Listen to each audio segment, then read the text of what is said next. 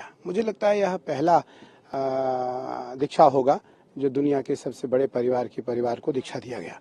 वो भौतिकवाद की चरम सीमा पर पहुंच चुकी है, इससे ऊपर कोई और जा नहीं सकता। अब वो सनातन धर्म की ओर आना चाहती हैं। अब वो सनातन धर्म में आकर के अपने गुरु के साथ जुड़ करके वो अपनी परंपराओं को समझना चाहती हैं, सीखना चाहती हैं। वो सहज है, सरल है और उसके मन में किसी प्रकार का अहम नहीं है, कोई किसी प्रकार का अहंकार नहीं है। और वो शिविर में 4 दिन रही और 4 दिन वो सामान्य सेवकों की तरह रही। किसी प्रकार का उसकी कोई बड़ी अलग से व्यवस्था नहीं की गई थी। हमने उनको 14 जनवरी मकर संक्रांति सूर्य उत्तरायण हुआ, हम सुबह प्रातः काल स्नान किए। स्नान के पश्चात जब हम शाही स्नान करके आए, अखाड़े में आए, वहाँ अखाड़े में थोड़ी देर रुक करके वापस दिन में आए। रात्रि में 10:10 पर उसको दीक्षा का मुहूर्त निकला ज्योतिष के माध्यम से और 10:10 पर उसे दीक्षित किया गया। मुझे लगता है यह पहला दीक्षा होगा जो दुनिया के सबसे बड़े परिवार को दीक्षा दिया गया। आपने उसका नाम भी रखा है, बेटी कहते हैं, क्या कहते हैं? अब वो मैंने 1 वर्ष पूर्व 18 फरवरी को हमने उसे कमला नाम दिया था, 18 फरवरी को। और उसे कमला नाम दे करके उसे गोत्र दिया गया, उसे पंचगव्य प्राशन कराया गया और अब उसे तीर्थराज प्रयाग के महाकुंभ में उसे दीक्षित किया गया। कब आएंगी अब आपके? अब पुनः उसके आने की कुछ कार्यक्रम अभी नहीं है, अभी तो हमारा जाने का है। हम मई में जा रहे हैं और हम 3 महीने के प्रवास में जा रहे हैं।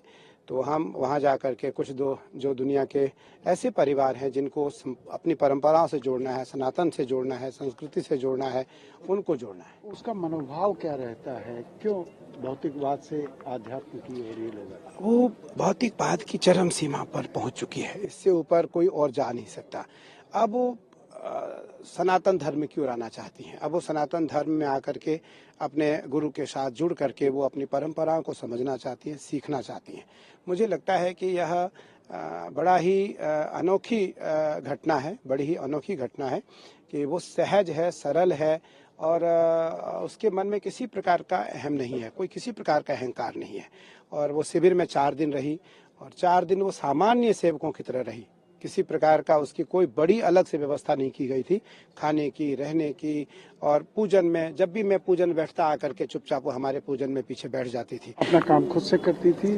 खुद से नहीं करती थी, उसके तो स्टाफ आए थे, करीबन 50 के करीब लोग थे उसके साथ। अपनी वो 2 बड़ी जहाज से आई थी, अब तो उसके स्टाफ थे सभी पूरे, उसको जो भी उसके साथ अपने उनके निजी सेवक हैं।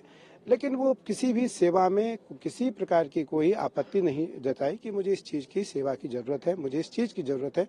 जो उसे बिना लहसुन प्याज खाती है, लहसुन प्याज नहीं खाती है वो, लहसुन प्याज छोड़ दी है और शुद्ध शाकाहारी है। और मैं सबसे प्रसन्न इस बात पे हूँ कि वो बहुत सहज, बहुत सरल है, बहुत सहज और बहुत सरल है और मेरे प्रति उसका खूब अगाध स्नेह और श्रद्धा है। मुझे लगता है यह पहला दीक्षा होगा जो दुनिया के सबसे बड़े परिवार को दीक्षा दिया गया। वो भौतिकवाद की चरम सीमा पर पहुंच चुकी है, इससे ऊपर कोई और जा नहीं सकता। अब वो सनातन धर्म की ओर आना चाहती हैं। अब वो सनातन धर्म में आकर के अपने गुरु के साथ जुड़ करके वो अपनी परंपराओं को समझना चाहती हैं, सीखना चाहती हैं। वो सहज है, सरल है और उसके मन में किसी प्रकार का अहम नहीं है, कोई किसी प्रकार का अहंकार नहीं है। और वो शिविर में 4 दिन रही और 4 दिन वो सामान्य सेवकों की तरह रही। किसी प्रकार का उसकी कोई बड़ी अलग से व्यवस्था नहीं की गई थी। हमने उनको 14 जनवरी मकर संक्रांति सूर्य उत्तरायण हुआ, हम सुबह प्रातः काल स्नान किए। स्नान के पश्चात जब हम शाही स्नान करके आए, अखाड़े में आए, वहाँ अखाड़े में थोड़ी देर रुक करके वापस दिन में आए। रात्रि में 10:10 पर उसको दीक्षा का मुहूर्त निकला ज्योतिष के माध्यम से और 10:10 पर उसे दीक्षित किया गया। मुझे लगता है यह पहला दीक्षा होगा जो दुनिया के सबसे बड़े परिवार को दीक्षा दिया गया। आपने उसका नाम भी रखा है, बेटी कहते हैं, क्या कहते हैं? अब वो मैंने 1 वर्ष पूर्व 18 फरवरी को हमने उसे कमला नाम दिया था, 18 फरवरी को। और उसे कमला नाम दे करके उसे गोत्र दिया गया, उसे पंचगव्य प्राशन कराया गया और अब उसे तीर्थराज प्रयाग के महाकुंभ में उसे दीक्षित किया गया। कब आएंगी अब आपके? अब पुनः उसके आने की कुछ कार्यक्रम अभी नहीं है, अभी तो हमारा जाने का है। हम मई में जा रहे हैं और हम 3 महीने के प्रवास में जा रहे हैं। तो हम वहाँ जा कर के कुछ जो दुनिया के ऐसे परिवार हैं जिनको अपनी परंपराओं से जोड़ना है, सनातन से जोड़ना है, संस्कृति से जोड़ना है, उनको जोड़ना है। उसका मनोभाव क्या रहता है? क्यों भौतिकवाद से आध्यात्म की ओर ये लोग? वो भौतिकवाद की चरम सीमा पर पहुंच चुकी है, इससे ऊपर कोई और जा नहीं सकता।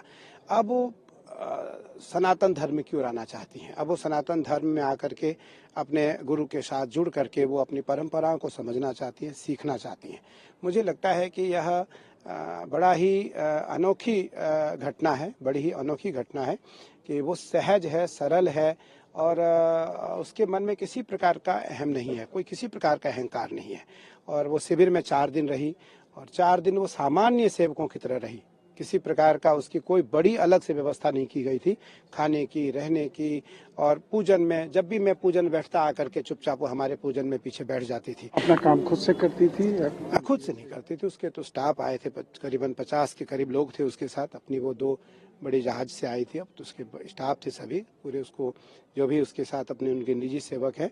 लेकिन वो किसी भी सेवा में किसी प्रकार की कोई आपत्ति नहीं जताई कि मुझे इस चीज़ की सेवा की ज़रूरत है, मुझे इस चीज़ की ज़रूरत है। जो उसे बिना लहसुन प्याज खाती है, लहसुन प्याज नहीं खाती है वो, लहसुन प्याज छोड़ दी है और शुद्ध शाकाहारी है। और मैं सबसे प्रसन्न इस बात पे हूँ कि वो बहुत सहज, बहुत सरल है, बहुत सहज और बहुत सरल है और मेरे प्रति उसका खूब अगाध स्नेह और श्रद्धा है। मुझे लगता है यह पहला दीक्षा होगा जो दुनिया के सबसे बड़े परिवार को दीक्षा दिया गया। वो भौतिकवाद की चरम सीमा पर पहुंच चुकी है, इससे ऊपर कोई और जा नहीं सकता। अब वो सनातन धर्म की ओर आना चाहती हैं। अब वो सनातन धर्म में आकर के अपने गुरु के साथ जुड़ करके वो अपनी परंपराओं को समझना चाहती हैं, सीखना चाहती हैं। वो सहज है, सरल है और उसके मन में किसी प्रकार का अहम नहीं है, कोई किसी प्रकार का अहंकार नहीं है। और वो शिविर में 4 दिन रही और 4 दिन वो सामान्य सेवकों की तरह रही। किसी प्रकार का उसकी कोई बड़ी अलग से व्यवस्था नहीं की गई थी। हमने उनको 14 जनवरी मकर संक्रांति सूर्य उत्तरायण हुआ, हम सुबह प्रातः काल स्नान किए। स्नान के पश्चात जब हम शाही स्नान करके आए, अखाड़े में आए, वहाँ अखाड़े में थोड़ी देर रुक करके वापस दिन में आए। रात्रि में 10:10 पर उसको दीक्षा का मुहूर्त निकला ज्योतिष के माध्यम से और 10:10 पर उसे दीक्षित किया गया। मुझे लगता है यह पहला दीक्षा होगा जो दुनिया के सबसे बड़े परिवार को दीक्षा दिया गया। आपने उसका नाम भी रखा है, बेटी कहते हैं, क्या कहते हैं? अब वो मैंने 1 वर्ष पूर्व 18 फरवरी को हमने उसे कमला नाम दिया था, 18 फरवरी को।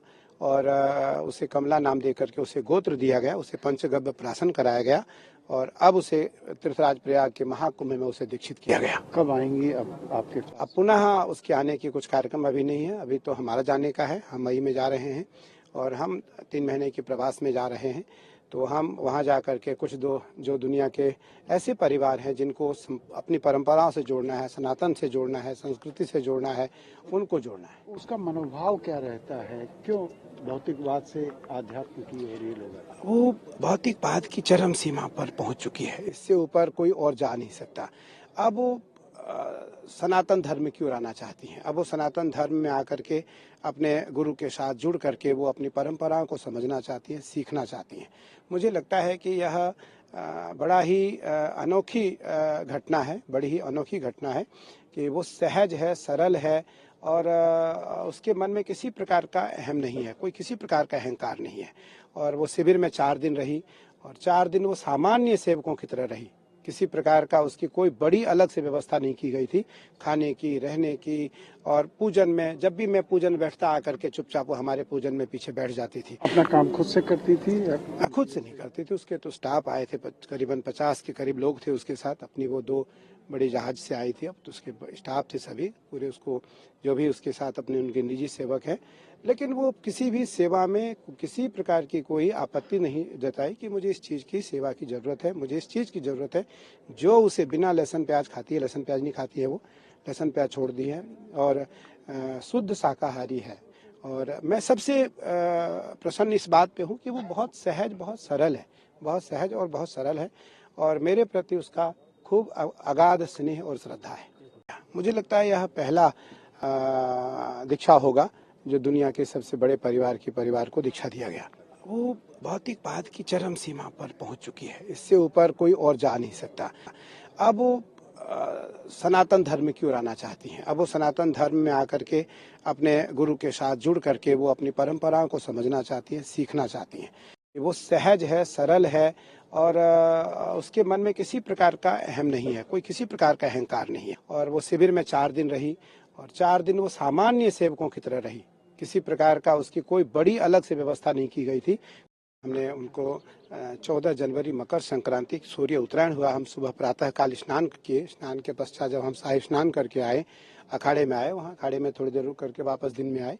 रात्रि में 10:10 पर उसको दीक्षा का मुहूर्त निकला ज्योतिष के माध्यम से, और 10:10 पर उसे दीक्षित किया गया। मुझे लगता है यह पहला दीक्षा होगा जो दुनिया के सबसे बड़े परिवार को दीक्षा दिया गया। आपने उसका नाम भी रखा है, बेटी कहते हैं, क्या कहते हैं? अब वो मैंने 1 वर्ष पूर्व 18 फरवरी को हमने उसे कमला नाम दिया था, 18 फरवरी को, और उसे कमला नाम दे करके उसे गोत्र दिया गया, उसे पंचगव्य प्राशन कराया गया, और अब उसे तीर्थराज प्रयाग के महाकुंभ में उसे दीक्षित किया गया। कब आएंगी अब आपके? अब पुनः उसके आने की कुछ कार्यक्रम अभी नहीं है, अभी तो हमारा जाने का है। हम मई में जा रहे हैं और हम 3 महीने के प्रवास में जा रहे हैं। तो हम वहाँ जा कर के कुछ जो दुनिया के ऐसे परिवार हैं जिनको अपनी परंपराओं से जोड़ना है, सनातन से जोड़ना है, संस्कृति से जोड़ना है, उनको जोड़ना है। उसका मनोभाव क्या रहता है? क्यों भौतिकवाद से आध्यात्म की ओर ये लोग? वो भौतिकवाद की चरम सीमा पर पहुंच चुकी है, इससे ऊपर कोई और जा नहीं सकता। अब वो सनातन धर्म की ओर आना चाहती हैं। अब वो सनातन धर्म में आकर के अपने गुरु के साथ जुड़ करके वो अपनी परंपराओं को समझना चाहती हैं, सीखना चाहती हैं। मुझे लगता है कि यह बड़ा ही अनोखी घटना है, बड़ी ही अनोखी घटना है कि वो सहज है, सरल है, और उसके मन में किसी प्रकार का अहम नहीं है, कोई किसी प्रकार का अहंकार नहीं है। और वो शिविर में 4 दिन रही, और 4 दिन वो सामान्य सेवकों की तरह रही। किसी प्रकार का उसकी कोई बड़ी अलग से व्यवस्था नहीं की गई थी, खाने की, रहने की, और पूजन में जब भी मैं पूजन बैठता आकर के चुपचाप वो हमारे पूजन में पीछे बैठ जाती थी। अपना काम खुद से करती थी? खुद से नहीं करती थी, उसके तो स्टाफ आए थे, करीबन 50 के करीब लोग थे उसके साथ। अपनी वो 2 बड़े जहाज से आई थी, अब तो उसके स्टाफ थे सभी पूरे, उसको जो भी उसके साथ अपने उनके निजी सेवक हैं। लेकिन वो किसी भी सेवा में किसी प्रकार की कोई आपत्ति नहीं जताई कि मुझे इस चीज़ की सेवा की ज़रूरत है, मुझे इस चीज़ की ज़रूरत है। जो उसे बिना लहसुन प्याज खाती है, लहसुन प्याज नहीं खाती है वो, लहसुन प्याज छोड़ दी है, और शुद्ध शाकाहारी है।